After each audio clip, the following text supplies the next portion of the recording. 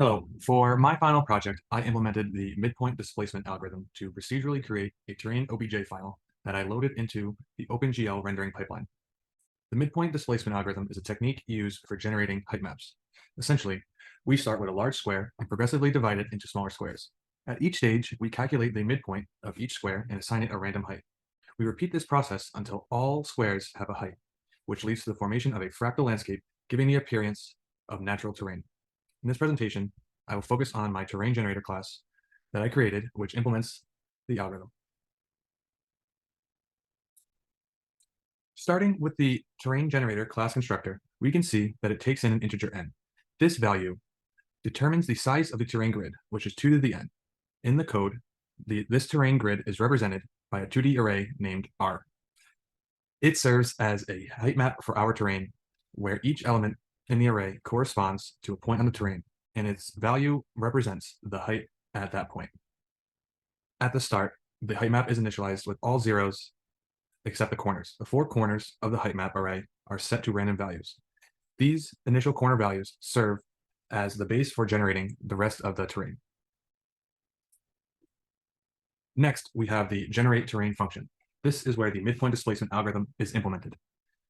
This function iteratively refines the height map. In each iteration, the function subdivides the terrain grid into smaller squares or rectangles and adjusts the height value of the new points.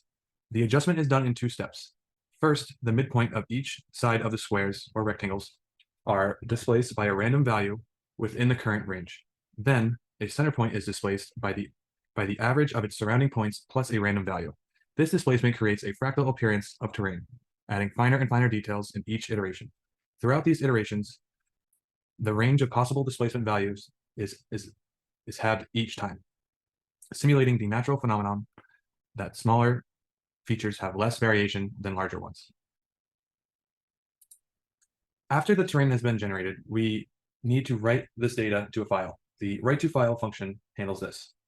This function translates the generated terrain data to an OBJ file. It records vertex data, which includes the X, Y, and Z coordinates for each point in the 3D model, represented with a V in the OBJ file. It also notes the face data, which defines the surface polygons of the model, denoted by F in the OBJ file.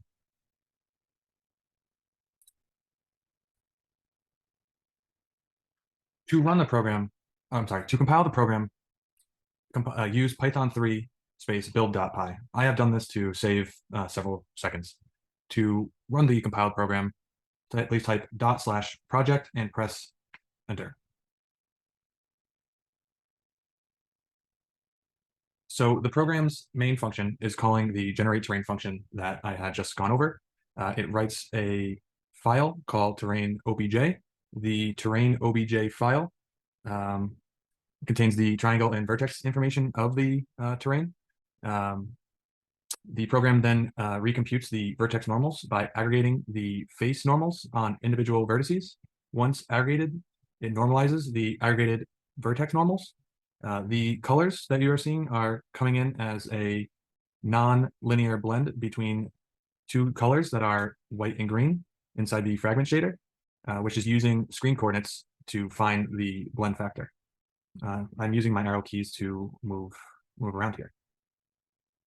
Oh, I hope you're seeing my screen. Thank you.